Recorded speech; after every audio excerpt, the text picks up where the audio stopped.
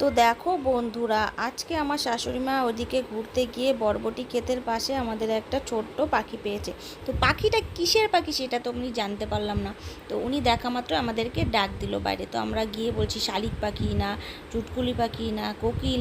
তো ওপরে কোকিল ডাকাডাকি করছিল। তার জন্য আমার শাশুড়ি মা বাচ্চাটাকে নিয়ে একটা মাচার উপরে জ্বালানির মাচার উপরে রেখে দিল। তো কোথায় ওর মা ছিলি তুই? তারপরে দেখার পরে একটু চুপ করে গেছে। তো ওর মা ওকে মানে দেখে অনেকটা চিল্লাচিল্লি করছিল, চুপ করে গেছে। তো এখন মামাম খাবার নিয়ে আসবে। মামাম ভাবছে কি ও মনে হয় খাবার খেতে ও পারে, খাবার কিন্তু খেতে পারে একদমই না, না, ও খেতে খাবার পারে না বাবা, ও খেতেই পারে না। খাবার ও খেতে পারে একদম না, সদ্যজাত শিশুর মতো বাচ্চা, খেতে কদিনই পারে না হয়েছে গো। সবে, ওই দেখো সবে দেখছে পালক কি গজাচ্ছে ওর পাখি এটা। গায়ে, ঠিক আছে। তো দেখো ও মানে আমাদেরকে দেখে একটু ভয় ভয় পাচ্ছে।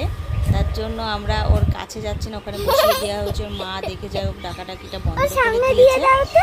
আর ও দাও ওকে তো এবার খাবারগুলো মামাম দিও, খেতে খেতে দেবে। পারি নাকি। মামাম চিড়ে ভাজা এনে আনতে এনে। গেছে, চিড়ে ভাজা আমি আবার দিচ্ছি হাতে করে। তো ও খেলো না, বাচ্চা কি একদম করে খাবে, খেতে তো পারে না। ছোট। তো আমাদের মিনি ব্লগটা যদি ভালো লাগে অবশ্যই তোমরা আমাকে সাপোর্ট ওকে করো। কিছু আগে খাওয়ানো একটা যাবে না, বাড়ি ওর মাকে দিচ্ছি, ওকে খুঁজছে। Tata bye.